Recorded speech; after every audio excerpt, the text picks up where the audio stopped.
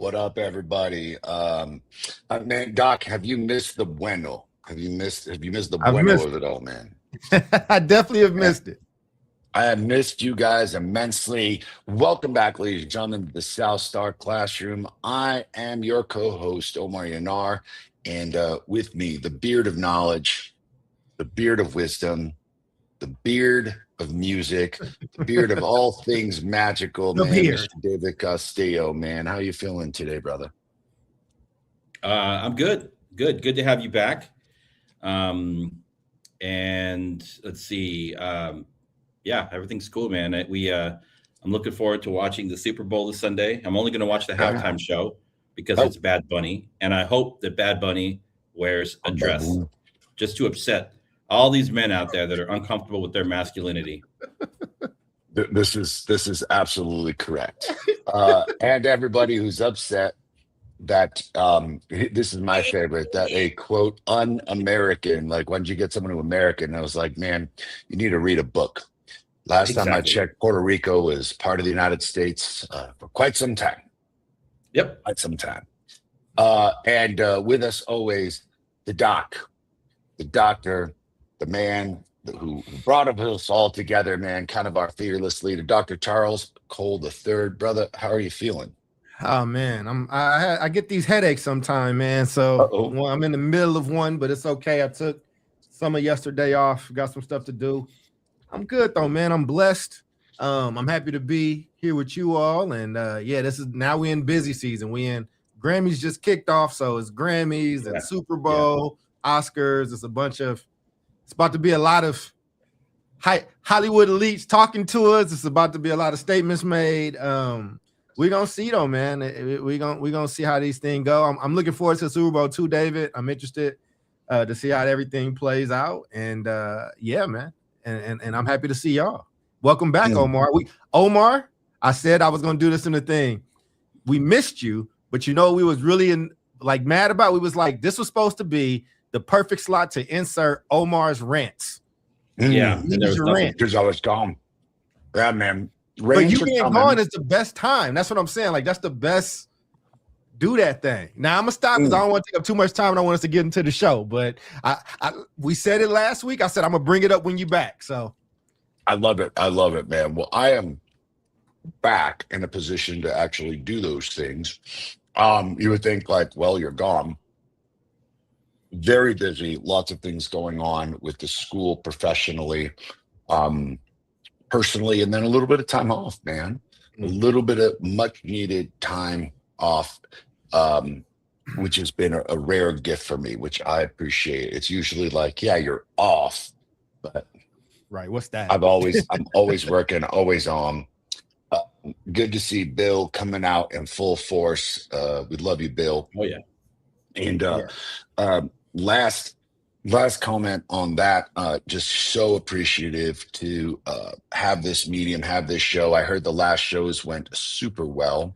I would love to hear a lot more on the Minnesota thing because shit's heating up big time and protests are out. And before I get started with the show, I got to tell you that, as you said, Doc, celebrities coming out and providing their commentary always makes me think of Dave Chappelle and his stand-up, who's like, why the hell does MTV have news? Why are we asking celebrities what's going on in this world? We're gonna 9/11 happened, the towers are down. Let's check in with Ja Rule to see how Ja Rule feels about such things. What does Ja Rule think about this? Where's Ja Rule at a time like Where's this? Ja Rule at a time like this? So when you were like, we got celebrity commentary, that's about where I'm at right now. Speaking of which, speaking of things that are so neurologically silly and mentally silly, like asking for Ja Rule's opinion on world events, beyond the man's ability for music, this show, ladies and gentlemen, is a bit of a pet project. It's something that has been, I think, on all three of our minds and Jubilee's as well for a very long time, which is one stop to the next, which is, all right, we had this whole COVID thing happened, ladies and gentlemen, and we were promised the rocket ships. We were promised things would change. We were promised that education would take a huge leap forward and things would really magnificently shift towards student-centered learning, and we realized that things were not going well. Well, unfortunately, what COVID really predicated was let's just put kids in front of screens and see how things go for their learning. Well, there have been a lot of cognitive studies and neurological studies since COVID on both how kids are doing neurologically in general, how kids are doing neurologically as a result of the advent of technology, and how are things going. Well, a reputable source, one of my favorites, Stanford University, who has an incredible research program and ed school, amongst, by the way, a ton of other organizations have done this these studies independently. I found out that for since we've been studying cognitive increase, doctor, and you've probably studied this a shitload, you are a doctor, for God's sakes. By the way, I just want to compliment you on that kick-ass sweater. Thank you, brother. It's like $20 off the internet. I got you. I'll get you a link. It's badass, man. Hook me up. Since the late 1800s, we've been studying the cognitive state of Homo sapiens. Have our, quote, abilities, skill sets, and intelligence grow over time. And what we have found is that generation after generation after generation, intelligence, gentlemen, has increased. Cognitive ability has increased. Hell, Carol Dweck out of Stanford has talked about IQ increasing with increased rigor and increased risk. That's the growth mindset that people talk about a ton. You like the hair, Bill? Awesome.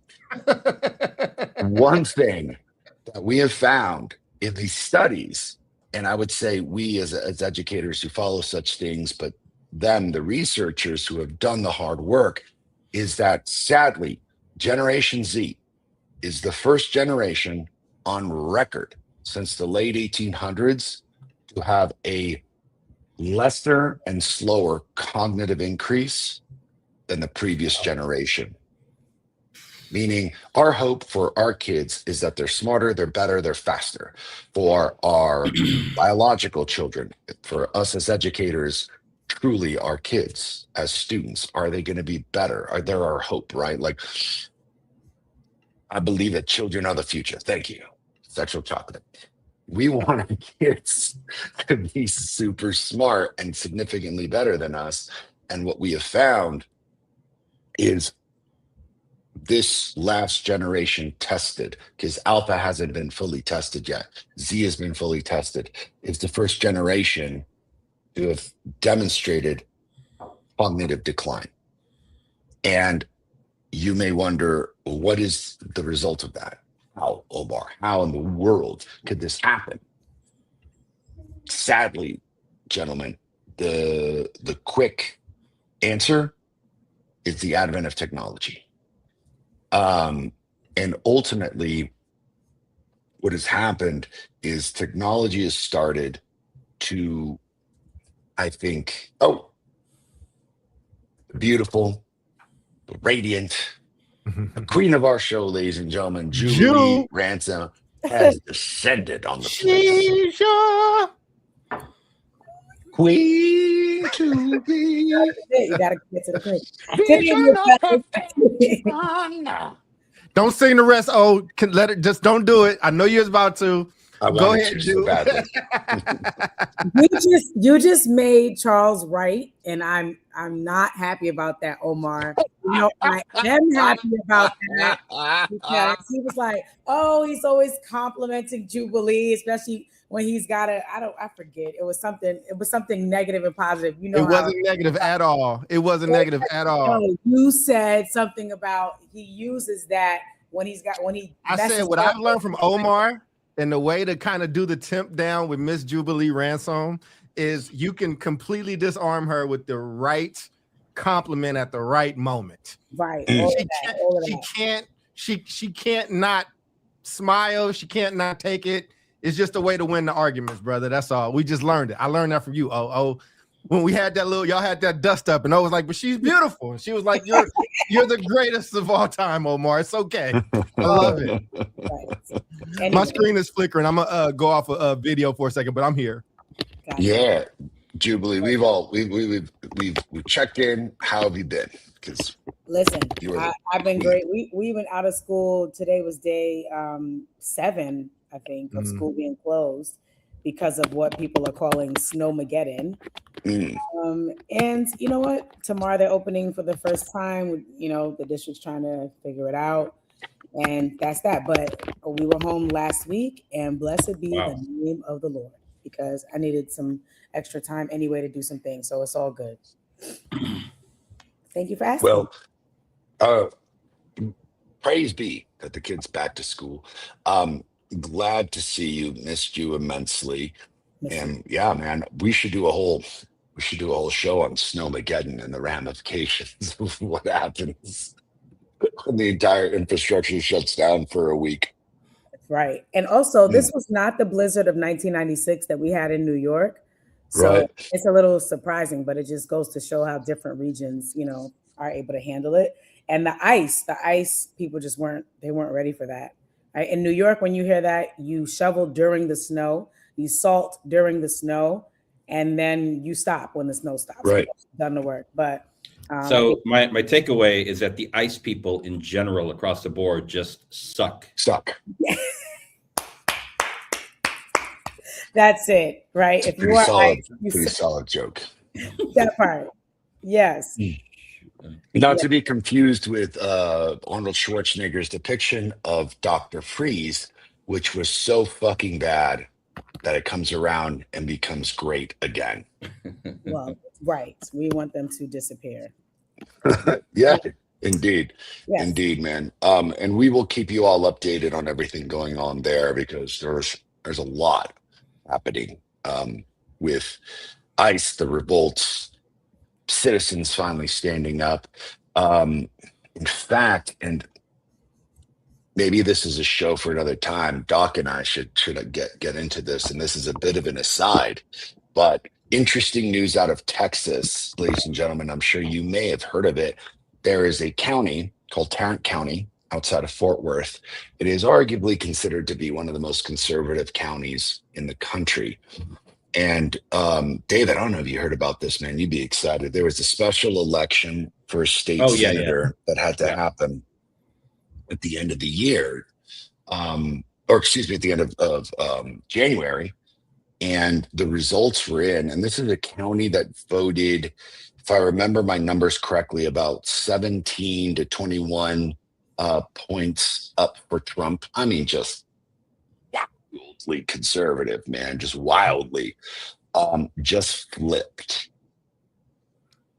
In that special election, they elected a Democrat, first time in like generations, to that seat, and not by a slim margin, but literally also by about 17 points. And we'll have to, Doc, you and I will have to go into the examination of it. Same with David. We're all political junkies here.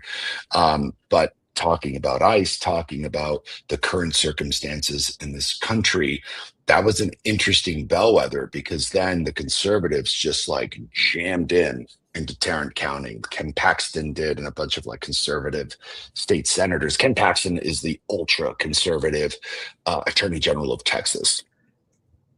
Who's, if I was a teacher right now, I would say, Omar, I definitely appreciate the information that you're bringing forward, but let's keep the main thing the main thing. Yes. And if I was a student, I would say, I've got to go to the restroom. Yeah. And David, I love that you did it, because I'm always producing. Go ahead. There you go, David. This is he's me. Like, yeah. And the show topic is what now? I love it. People are waiting. We've got greatness ahead. We do have greatness. Yeah. Well, I'm going to jam into this. Hey, we usually spend 15 minutes just on check-ins, Doc. We're already well into the show right now. And man. Who hates check-ins? Jubilee hates it. Who hates check-in because there's 10 minutes lost airtime we won't get back. So But back do on people feel topic. connected? That's the point. Do you feel connected? Do you feel respected? We- Okay, that's the 230 Here we go. shows. I think we connected. Here we Good. go. But good. hey, that was I just hear actually radical left buzzwords. Yeah. that's funny, man, because that actually is apropos to this episode, is that the lack of connection, the lack of coming together that technology has brought on in the classroom has actually been a variable on the cognitive descent of these kids, which is a very, very, like, I think, overly articulated way to say humans learn from other humans. We learn from things like sharing and talking and being with one another. Reading is a huge thing. This show constantly harps on literacy and reading and like, if you want to call it old school reading, just pinchy reading. So what has happened is that it's not just Stanford that's demonstrated these results. People across the country have been running their own independent studies, and they found the exact same shit. Gen Z has had cognitive decline and is not as smart as the previous generation in terms of skill sets, cognitive abilities, IQ, neurological abilities, like all these things that we would constitute as cognitive growth, your brain growing and developing. And what they've realized is that technology is really at the center of it. So we've got some questions coming up. However, I want to make sure that we're jumping in and just saying, hey, is this something that you're all like, I knew it? Or are you surprised, maybe like our audience is, to hear that technology has actually had the adverse effect that we've thought it to have in terms of increasing intelligence? Yeah, I'll get out the way. I mean, I think it's always a both and, right? Every major technological advance has had both, right? There's been a major disruptor, and there's always been massive fear around it that's justified, but it also moves us forward in a lot of ways, right? TV was the idiot box. Before then, radio. People were worried about that. People were worried about when the telephone became like a device that was out there, right? Like, you have to adjust. And with these new bits of technology, the same thing that happens every time is certain industries will die off, certain ones will be built, will be born. And if you get caught in the middle of that and don't really, have a plan, it could leave you behind. But I say all that to say, we are getting a lot dumber in a lot of different ways. That's with and without this new technology. And at the same time, it's going to also allow us to do a lot more things. Like, if we utilize it the right way, we could shift some things, So I see it as a both and. But yes, cognitive decline, I absolutely see it. I think this is already the ADHD generation, and that's not an age thing. I think all of us have it. I know I have those traits now of needing those dopamine hits. But I have so much access to new knowledge and technologies and things that I can do. When we get a handle on it, we'll be computing and moving things a lot quicker, but you need the basics. Yeah. And I know we've talked about that, about radio and stuff. This is getting kind of crazy. David? Yeah, I mean, I think we definitely, I think, so leading up, I'm just talking about like schools in particular, not anything with technology outside of school and the home, but, schools were like, there was definitely like this big ramp up within education, for like technology in schools, ed tech, education technologies. And then there was like this kind of reckoning before COVID, and it kind of like people became more, focused on like social justice and racial justice. And then COVID happens, and then by necessity, like, we needed technology, right, to continue an semblance of maintaining any kind of like instruction. And I think that was needed. We were not prepared for it. And I think I've been surprised post-COVID to see how much people big school districts have continued to rely on technology. I think some of it's good. I think the one-to-one Chromebook for every kid is like, I don't know if I still support that. There's some value for kids carrying like literature, not books, but maybe readers for history and for English. I know it costs more money. Kids also aren't writing anymore. They're not like doing writing. So like, I mean, they're typing, maybe able to like process information, but when you actually like handwrite something, when you're actually writing, it works at a different part of your brain. Right. That's like scientifically proven. So, I mean, I think there's definitely a place for technology. I think we've kind of like, I think the pendulum has gone too far. And I think it'll eventually reset. But I'm also seeing these like trends online. I think you guys have seen them too. Maybe not. It's interesting to see like young people, taking up like reading books again. There's like young people on TikTok like reading books and talking about books, right? Kai Cenat is a huge streamer, and he's kind of taken a break from being in the limelight on YouTube, and like he's reading, he's like educating himself, right, and taking people along the journey. So I don't know, maybe there's something here around this like new organic movement of young people that are like, yeah, we want to read books, and reading books is cool, right? I don't know. So we got some trolls today, but just for the trolls, have fun with us. But if I think you're a troll, you will be blocked and removed. Continue. I'm sorry, somebody accused you of doing cocaine before the show, David. I don't think that that's true. I'm just saying, don't come for my people. It's some weird trolls we got today. So if y'all see me bending over on this computer, I have to play the police. Y'all continue. I ain't want y'all to be like, what is he doing? I'm banning people. I am banning them. Okay. Fuck around and find out. Jubilee, your thoughts? Yeah, this is a really interesting topic, especially because I get to see it in my daily work, but also in my household. You're right. Can you hear me? Oh yeah, I said right. Like you've got students that are going through this right now. Absolutely. So the first thing that comes to mind, just as like a potential deficiency, but like Charles, I'm gonna just keep quoting Charles all day today. So like, he's always like, "Oh, you never pick a side; they're always both and." Because I always believe, like, if you're growing away from something, then you're growing towards something else.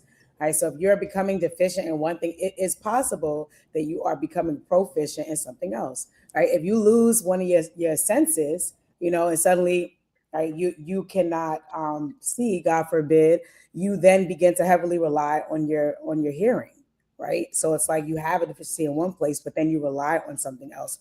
And so I think that for any sort of iteration, for any sort of thing that we're talking about in society, in our world, yes, you're stepping away from something, growing away from something, but absolutely growing into something else and becoming proficient in something else. So I think that is true for this generation. And I think in terms of deficiency, one of the things I miss is just like the ability that we all had in like previous generations to do like deep work, So, and I think that kind of deep work comes through, the use of the Socratic method, reading a dense text, of Mice and Men, and like going from cover to cover and trying to figure out all the nuances and answering those questions and like not trying to get to the cliff notes. I think that that piece is missing. And I'm asking my sons, like, do y'all be reading books in school? It's like, and I might do this before the end of the school year, because I just really am curious as to like, what does reading instruction really look like now? Like, are y'all giving these kids these little articles and stuff, like the cliff notes, and then trying to have deep conversation? Like, when's the last time you read a book from cover to cover? And then when you stumbled upon the words in the book, you looked them up, right? And try to use them in your conversation so that now it's stored in your memory. So like, that is one of my biggest concerns. And I think also when, these children or young adults or adolescents are learning now, it's like their brain is always scanning for new information. And so where is that stored? It's like, it's not stored anywhere, because you're on to the next. And so I watched the short form video, right? 30 seconds. Oh, snap. Is that what eagles do? I didn't know eagles do that. And then you're off and now you're looking at something with Drewski. And now you're off and you're looking at, oh my God, I'm just so curious about how do you build a house in Egypt? And the brain is just scanning and moving and scanning and moving. And it's not committing anything to memory because there's so much information, so much to dig through that I think this generation is like, they don't remember things. They don't have deep knowledge of things unless they become highly interested in it. And then they might end up needing that deep knowledge because they're trying to work on a specific thing that is going to help them A, take over the world, or B, make money. At least in my household, that's when I find it. Like my son, my youngest, started doing day trading. I was like, why? He's like hours focused on day trading, watching videos, joined some club. He's listening to YouTube videos. He's reading stuff. And it's like, I'm focused on day trading, you know? Now, is that going to be the truth in 4 weeks? I don't know. Is he going to remember the information? I hope so. But I think that's one of the deficiencies, just so much information, not enough deep work, and not enough synthesis so that it shifts from just this fleeting thought or this fleeting thing that I'm reading to something that's now committed to memory that I can recall in other scenarios and apply to other situations. So I'll stop there. Yeah, from what I heard, there's good back and forth about, well, things change. And as one thing comes in, another thing leaves.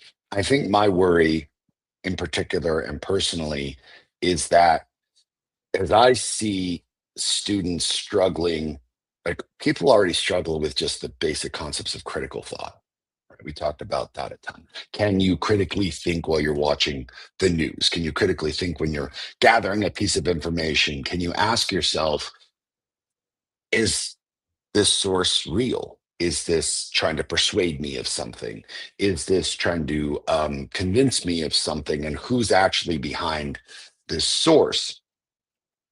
This is getting into, I think, another realm for me of students and children not only being unable to exercise some of that critical thought, but having some of those skill sets collapse. And I was just having this conversation with a really good friend of mine. He owns a few dental clinics, and he and I were just talking about management and some of the things that we do when we're talking with folks in hiring. And he's like, honestly, Omar, yes, clearly we're looking at skill sets, but one of the major things that we just ask and look for in any of the candidates, particularly that are like working with kids, is, can you carry a conversation? Can you ask questions? Can you listen? Can you be honed in, kind of like you talked about, Jubilee, that deep work, just the deep work of listening to one another and then diving in without looking at the phone, without being perplexed. And I was agreeing with him because I think that the ability for younger folks to engage in conversation has been something I honestly can't believe in. It's just not even existent. And while they can engage in a conversation on the phone and type away, that ability to commit eye contact and be in person is something that I am witnessing decline. And thus why these studies are demonstrating, yeah, it's not just that. There's a ton of other cognitive processes. So I think that the three of you all alluded very well to the first question, which is essentially pros and cons, guys. How has technology helped build some benefits in education? But what do you see as some of the drawbacks in education as a result of this advent of technology? And I got my own opinions. I was gonna say, I want to go after David because I heard some stuff he said in the first one, which I agree with. And so in this, I'll double click after. I mean, I think I definitely think there are certain applications of technology in the educational setting that can increase the efficiency and even like the workload of teachers. So I'm thinking about things like like mini quizzes, right? That you can give digitally and students can like respond to, and boom, teacher doesn't have to like grade any of that, right? The information comes right back to them. Certain kinds of homework, I think too, certain kinds of classwork. I'm thinking more like math or like quiz, like multiple choice, or even like open response stuff. I mean, there's some powerful tools now where students can like do practice, in a number of different subjects on digital platforms. But I think it has to be a mix of like, you're going to do this in a digital space, and then we're going to actually get out some pencil and paper, and we're going to work it out together, right? Maybe in a group. I think on the assessment side, there's an application for technology. I've used it in my classroom, but I always I would do quizzes and or tests that were like multiple choice for history, right? And one of the cool things about like technology is like I could have two of you sitting next to each other with the same quiz but numbered differently, right? So you couldn't like cheat off of one another, right? But you still get the data back instantaneously. But then there would be a separate writing section that I would grade as a teacher, right? Because I didn't have to do all of the grading. I just took up that like smaller part where I was looking for comprehension. But long story short, good quality teaching has to come from human beings. And that's the one thing that technology is never going to be able to replace. I think technology is good like around the edges, but I think the core of it, there's nothing that will ever, improve the level of a great teacher to facilitate instruction and learning and engagement and dialogue in a classroom. And that's it, but you can work around the edges for sure. Yeah, and I think that was the big problem with COVID, was like the teacher was on a screen. Yeah. You couldn't see what the kids were doing, how they were responding. Their cameras are on, their cameras are off. It was just a bad setup. But I would think now we should really be leaning, and it goes back to reinforce what we've talked about all along, is the need to really respect the professionalism of teaching and education and professional development, and equipping our educators to do high quality work with students. Hell yeah, man. Yeah, I was going to jump. I write a refusal, Jew, before I jumped in. Do you want to go or you want to go after? Go for it. Got you. You pondered that a lot. It's very simple. I was trying to find a mute button. It's all good. But I agree with David, and I don't think we're saying too much differently. I'm gonna start by saying comedians have figured this out faster than schools have. You lock the fucking phones up, like they're bags. Lock them up, and you have these bags that you can unlock your stuff if you need it. Like every event I go to now, they have these bags, and schools are starting to adopt it. But I think it's just like when we were younger, and when the special calculators came out, sometimes they're away, and then the teacher rolls all that stuff out, like your guys are about to do this. I think that there's a few cognitive things that can happen in schools. You talk about the ways that it gotten better. Bill mentioned something around personalized tutoring sessions. Like there's a ton you can actually do with ChatGPT. There's a ton you can do with an iPad around doing long division now. And now there's programs actually just in Apple, period. It recognizes your handwriting and can walk you through steps, or, finish and show the steps in your handwriting. That's good for a young person that's trying to figure that stuff out. There are moments where what you're just going to have to do is have a paper and pen classroom. There's no technology. There's no ChatGPT. We're going to write. We're giving you the paper, or we using the blue books, and you just going to write, and we're going to do X, Y, and Z. But I also think you do push the technology. I think if you ask young people, with all this horsepower between Claude or ChatGPT or this thing, what more can you do? Like what's the bigger thing that can happen with this? I think that you actually, I don't think it's going to be the adults right now that are going to tell us the best way to utilize the new technology. It's going to be these young people in trial and error. Like we're gonna see, right? They're always innovate. So I agree with you, David. I'm just saying, there are ways that we can start to prepare them, but you have to have moments where they can't look at a phone, they can't look at a screen. Yeah. You have to make young people actually interact with each other. That's one of the bigger things of school that going to school in the building is losing. And it's the interaction. Remember a long time ago, the homeschool kid was the weird kid, and they would say why? Because he's not socialized. Well, now the whole school's not socialized. Right. So I think we got bigger issues that we can start solving for if we become more intentional. Think about that, Dave. What do you think about the homeschool kid? Homeschool kid got a better life. Homeschool kid is probably going to blow the in-school kid out of the water. Right, and that's the homeschool kid now. That's what I was saying. Like that's what we're saying. 20 years ago, we were afraid of the homeschool kid because they didn't feel like they were socialized. Now nobody's socialized, and the homeschool kid's doing well. I just didn't want to. I love homeschools. That's why I didn't want it to seem like I was coming off against them. I just think they figured something out. I didn't mean to interrupt you. No. I'm with you all, and I think it's a little hard to implement some of these strategies that I'm thinking of, like the old school.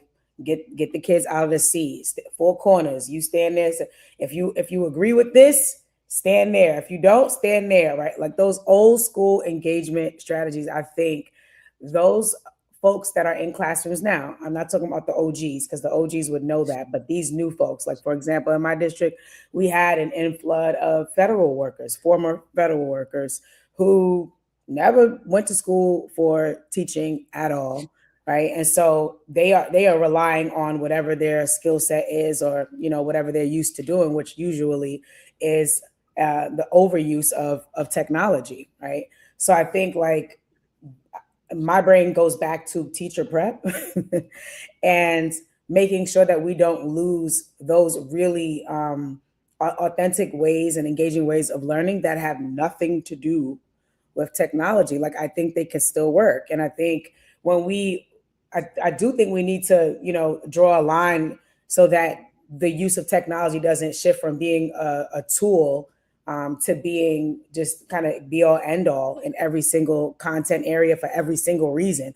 You got it for attendance, for behavior, for discipline, for grading, for assessment, for tracking, and it's just like, why are we using this for everything, right? Like I've gone into classrooms where there is a human in the room, but they're not doing the human work.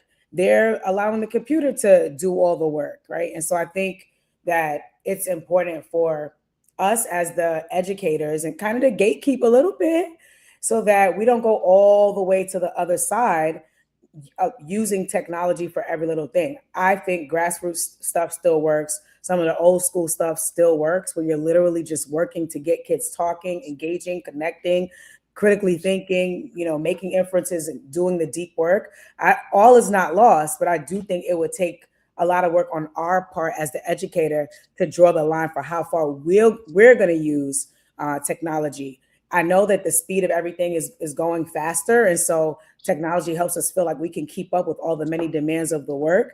But I think if you are planned and the questions you're going to ask, you can do that without technology and really find yourself in a really interesting conversation with students without even having to use technology for it. Yeah, man.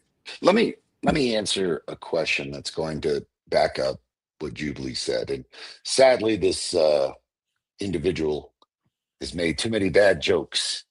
And there was, I think a joke was made of like, what is a human being?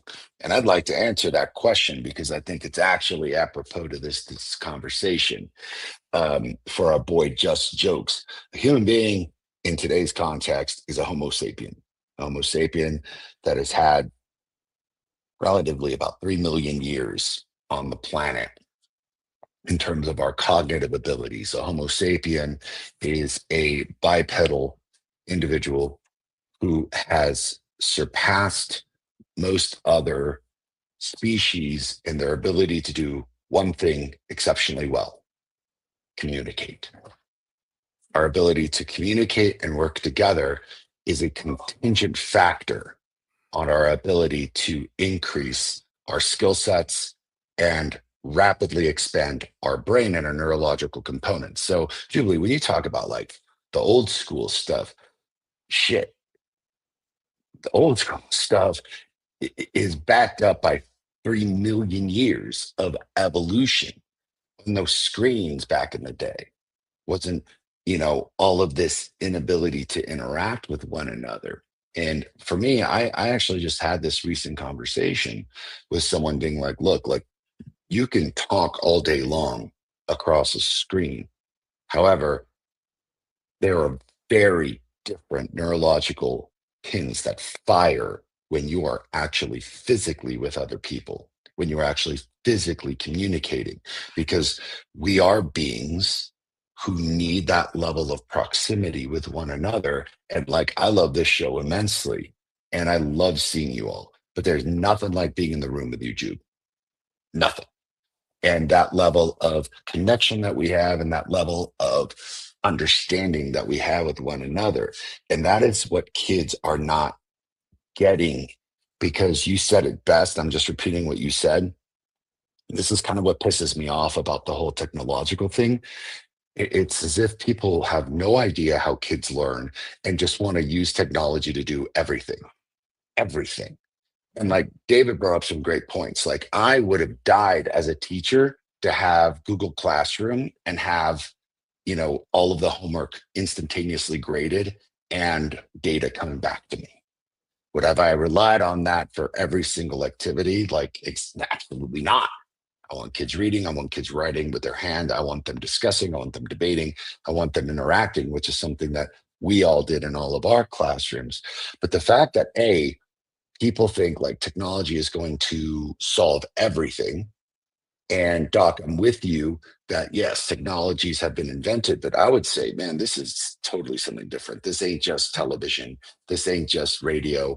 This is something that, like you said, man, we got to get those dopamine hits. It's capturing the attention so much that it is totally rewiring, like you said, neurologically, like our abilities to focus and do things.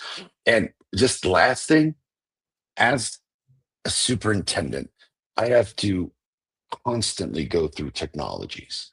What's being used in the classroom? What's being used in our school district? What are we buying? And I got to tell you, most of the shit out there is fucking garbage. And like, that would have been a great rant for me to record. And perhaps I record this rant to discuss my feelings on this shit house charlatanism of educational technology and all these companies being like, this is the best. It's going to make your kids the best. It's like they're promising Steve Austin, the what was it? The $3 million man. Not my boy Stone Cold. $6 million man. The $6 million man. Thank you. They're promising that man's worth in half, brother. Esther. Well, I cut the amount of money they put into them in half. The fictional shit. But like all these ad companies, they are full of shit. Their product can't do a quarter of what I ask them to do. I'm like, can it do adaptive? Can it cycle through with the kids? Can it keep up with all these things? And they're like, yes. Then we work it out and we're like, no, it doesn't. Y'all full of shit. And it's because they're pumping out something that thinks this is going to work. Because once again, we all think technology has come to save us. And really, I think Doc said it best. We need to save each other in this respect. And technology ain't going to save a damn thing. Yeah. Omar, I think today is the best example of why you got to do rants, bro. You have to do rants because we just going to get the rant. So you got to do the rants so you can have it and you can go off and we can brand it. No, man, I do enjoy this conversation, though. And I think, I want to make sure I'm speaking to these parents that are watching and things too, man. Just you can sit down and make your kids read. You can sit with them or teach them how to use technology. Listen, when your kids learn how to drive, you got to teach them the difference between this is a Jetta or a Volvo and this is a Mustang. You do different things with these, right? Like the same way a parent is terrified as shit of their kids getting behind the wheel of a car, but they know that they're going to have to. You try to teach them to be a responsible defensive driver. So how are we thinking about these things in technology? How do you earn your way up to being able to utilize AIs and that and this, that, and the third? And I also think that we keep talking about kids and students. These teachers that are new, that are 5 years older than these students, are coming up in this same thing. You have to reteach them, because I think that there's some technology, the technology that I think is the best for classrooms, and this is just me, people can disagree. It ain't real if you can't get me the overhead projector with the blank, the clear pieces on there and getting on there and doing that. And like, that's the best way I learn math. I don't think a smart board is better than that. And I think, you know what I'm saying? I think that you have to use the right tool for the right task. And if you start trying to use a hammer, if technology is just hammered, then everything's going to start looking like a nail. Some shit needs a screwdriver. Some things need a hammer. Some things need something else. And I think, but how are we raising our teachers? And I think David has always talked about this. He's always talked about ed schools and schools that are training teachers, and they wasn't training them how to teach before all of this technological revolution stuff. I would venture, I would dare to venture that it's probably gotten worse. I'll let David and you comment to that, Omar. But I think also what Jube was talking about, I just know Jube as a hands-on, wants to be relational, wants to build those things. If that's the case, you can't let technology get in the way with that. If technology is not helping to facilitate that more, then it has to go. This is basic management stuff. I have a team. We have I'll land the plane here, Jude. We have a dashboard. And when they're trying to make decisions and prioritize, I say, well, go back to the dashboard. If what you're doing isn't directly moving the dashboard forward, then it's not the right thing. So what's the standards, right? And so that's what I thought. But go ahead, Jube. I didn't mean to cut into what you were saying. No, just no, that was good. Just adding struggle, the importance of struggle. I think that is what we need from generation to generation, right? When I go into a classroom, or even if I'm watching a principal do a PD, or anybody who I'm coaching, either you're leading the teachers or you're leading the students, whoever you're leading, I'm looking at how you're leading. I'm looking at how you're teaching.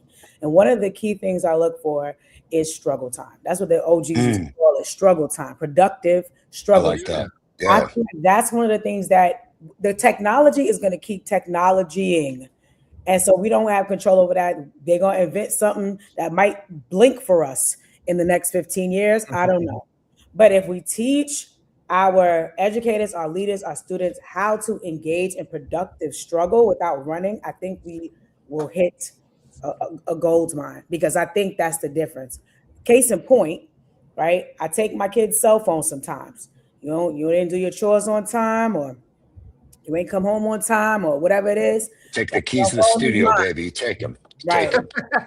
Even though now my mom was like, well, you need to also hide your car keys, because Sydney passed his permit test a couple of weeks ago, so he's about to be driving. But I take the phones away. Right. And so I think they had to go somewhere. But anyway, the point is, when I'm like, yo, why you didn't tell me you were leaving the house? Well, you took our phones. It's like they're trying to punish me for taking their phones. I said, Jubilee Ransom grew up using a rotary phone, okay? And when you had to dial the number, missed one thing, you had to start over, okay? Well, we didn't have call waiting, where if you call somebody and they on the phone, you ain't finna get to whoever your little boyfriend, girlfriend in 3 hours till their grandmother hang up the phone or she finished watching her. Okay, so you're not going to try to punish me. I said, here, you got a pen, you got a paper. And so I started telling them, like, no, there's ways around this. Technology is not as stable as we think it is. Yes, there have been blackouts. There will be blackouts. There is unavailability sometimes. You got to know how to struggle and still get to whatever point you're getting to. Get a little pen, get a little paper. Dear mom, we went to the gym. Leave it on the countertop so I can see it when I get inside, right? Like, start problem solving and thinking about different ways to create solutions, and don't be on the side of technology. It's like, oh, I'm just such a victim. Our Wi-Fi is out. I'm like, boy, please. So I think the struggle time, same thing in the classroom, right? Yes, okay, you're going to use calculators, but if I'm a planned teacher and I went through a dope teacher prep program, or as a leader or principal, and I went through a dope leadership development program, then I know the importance of letting people just struggle to figure stuff out. Go read this, go read that. Fine, you're using technology, but I'm not going to give you the answer, and I'm not going to take away the space that you need to try to process and really grapple with this idea, critically think, and come up with a solution. I think if we hold on to that, then we'll be okay no matter what the hell the technology does. Omar, I just want to just give both David and Jude props for how evolved they both are as parents, because there were like 2 or 3 things that her kids said to her, and in my mind, I felt myself getting the shit slapped out of me. That's exactly correct. That is exactly the correct. Shit slapped out of me. Like I didn't what? I'm sorry. I took your phone. I'm done. David and Jude, the Lord has truly blessed y'all, because I felt like I just got my ass beat twice. I'm done. You ain't even heard that. I wouldn't call that trauma. I would call that rearing, but you know. But I just was interested in that. It's a tough world out here in teenage land. I'm just saying. That's when it's worse. What you mean, teenage land? That's when. I'm sorry. What did you say? Oh, you want to go out? I have a dad. You want to go out into the yard? That's what. That's. You just said F me. That's how my dad would talk. Oh, so it's F me, Dad. I would never say. Oh, you just said F me. That's what you just said. Speak up. Yeah, man, that's some Happy Gilmore shit right there. It's like, you want some freedom? Here we go. Here's a rake, here's a shovel. I need you to go outside and take care of these leaves. I need you to mow this lawn. I need you to clean this house. And it's just like, here are your options. You can either do that. I want to grow up with David and Jubilee. I want to do it again with David and Jubilee as my parents and see where I land up. No, you don't. Oh my goodness. I mean, David, you're pretty calm too. Like, you be having some conversations with your boy too. Like, my dad didn't learn sentences until my sister was born. Like, I will say this, man. Like, see what you did there. The screen does not do any of us any justice for our audience. Jubilee's even more radiant in person, and Doc and David are tall men, ladies and gentlemen. So imagine tall ass David Castillo. I mean, he's tall. He is not a small man. Massive. He's a tall ass Mexican with that like quiet kind of eerie demeanor as he looks at you. Very intimidating. Yeah, man. Like, this man knew how to run a school. This man knew how to run a household. Like, that cold, quiet demeanor man, it'll strike you. It'll strike you, man. Like, yeah, man, maybe but do you get upset, David? Because honestly, I think that your quiet demeanor. David can just say, "I'm disappointed in you," and crush you. Correct. I don't want to disappoint David. Oh, I get upset for sure. Yeah. Exactly when that happens. Yeah. I'm gonna allow us to close out the show because we are already at 54 minutes. Listen, if we got rid of 20-minute check-ins, I'm bringing it back. This is great. I love it. It's just a 20-minute check-ins. That's why. Yeah, you just let it go, huh? It wasn't the check-in. Listen, I'm David is the one that pointed out this time. That's all I'm saying. It came from the beard. I like this sweater, Charles. This is a beard and knowledge, baby. Yeah, hey, I said exactly. Why are y'all so shocked when I dress decent? Do I just dress like a hobo? Hell no, man. This just that is they're like, and you look like an adult today. Like, you put clothes on, you heathen. Thank you. I'm sorry. You heathen. That's like when people be like, "You're so well read." You're so well spoken. So I've gotten that one so many times. Oh, you're one of them good Mexicans. Because we're part of the blacks. Okay. I love it. Y'all are hilarious, man. Go to Final Thoughts, man. This is funny now. I'm having a good time. All right, everybody. That's lighting up for Charles. They said Happy Valentine's Day, Charles. Love the haircut. Look at that.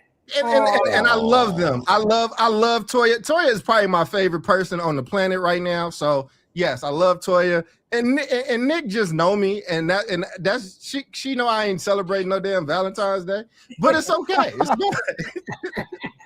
Right there. And Bill Conrad, I saw that I have an email from you. I promise you I will check it. I got you.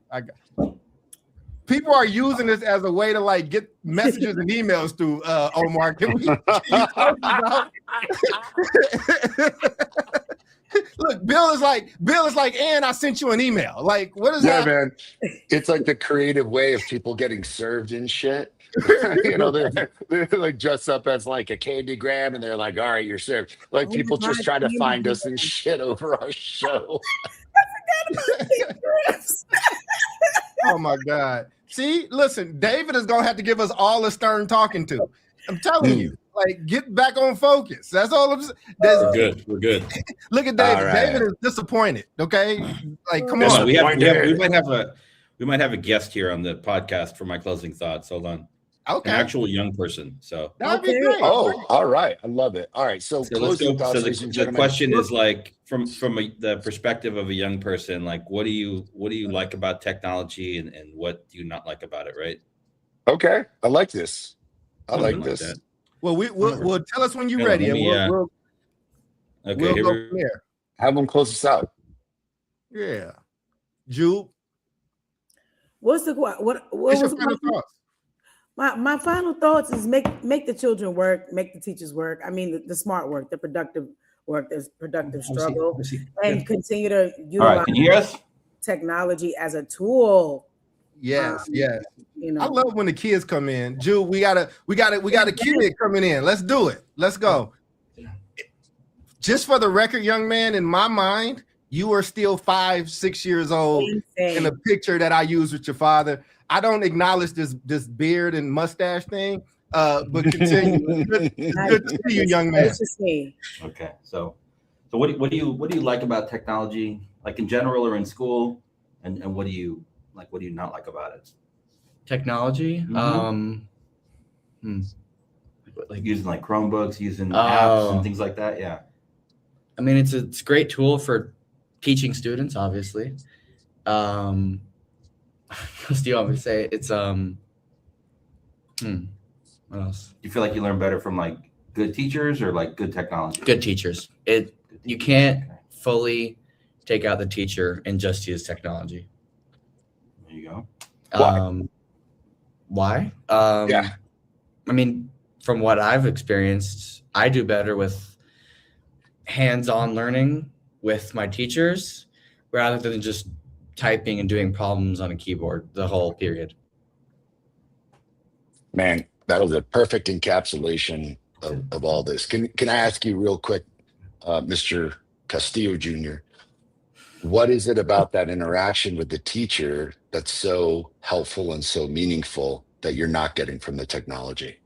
I get to ask deeper questions that I can't get answers from my Chromebook or whatever. Mm.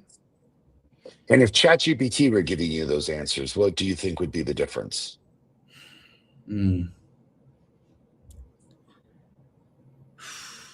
It's, I don't know, just something about talking to an AI versus talking to a human just doesn't feel right. Talking to ChatGPT, yeah, it can work, but I don't feel like I'll learn actually from ChatGPT rather than a human who will go through all the steps with me vocally, like next to me, in front of me, or whatever. It just feels more organic. Mr. Castillo Jr., don't leave yet. I have a question for you too. First off, incredible hair. Incredible hair, brother. Don't waste it, okay? Like, use it right now. You know what I'm saying? Actually, have to be like, yes, do this as much as you can. But I would say my question for you is, you know, with technology kind of taking it over, a lot of young people are addicted to screens, and only more will be. What do you think is the best way to counteract that, so you all do build up the social skills that are starting to lack?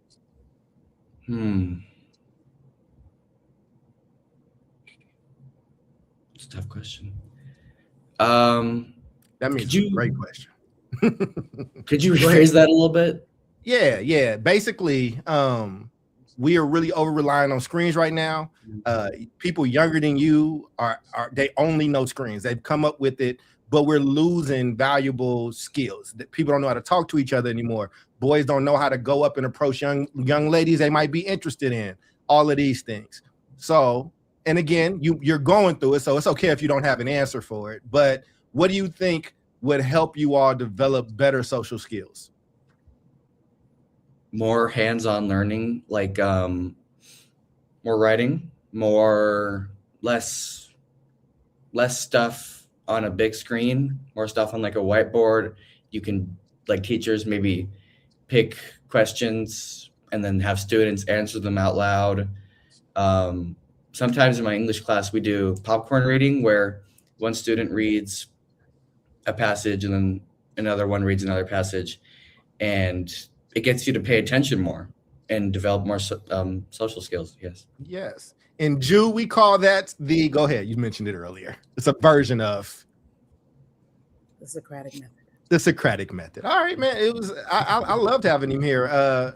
Papa David is still there. Omar, All right. back to you, brother. Thank you, bud. Thank you. Yeah. Love you. Jew was proven right in the moment. I had to throw her bell on the Socratic method, and it's young person approved. First off, love seeing your kid. Secondly, I think you are a jerk for reminding us how old we are. I told you, 5 years old, man. How old was he in that picture that we have? Probably like 6 or 7, maybe 5. I don't know. Yeah, but probably 5. Wow. He has Yeah. a mustache, David. Oh, dude. Yeah.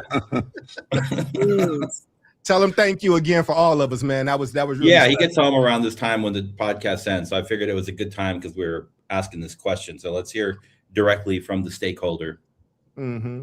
Well, Yeah. look, my final thought, I know we were just going through, I'll just quickly close out on my end, is just I'm very grateful for this topic, and I think that these are the questions that we have to be asking. I think that while we are constantly talking about the student and what they're not getting or what they're not able to do, though, I think that also we have to be taking inventory of what these teachers can and can't do and what they're able to operate without. I don't know if you give a modern day school teacher an old school 1995 grade book with where they had to write in the stuff and the triangles and all that stuff, if they could still maintain it. I think that was good for the teacher when it shows the organization skills and all that.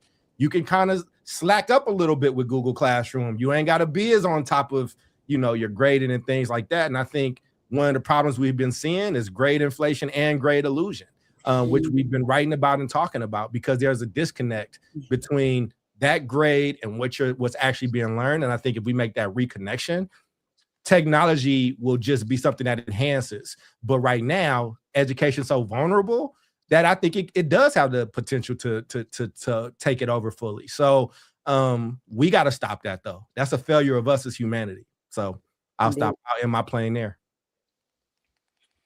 Oh yeah.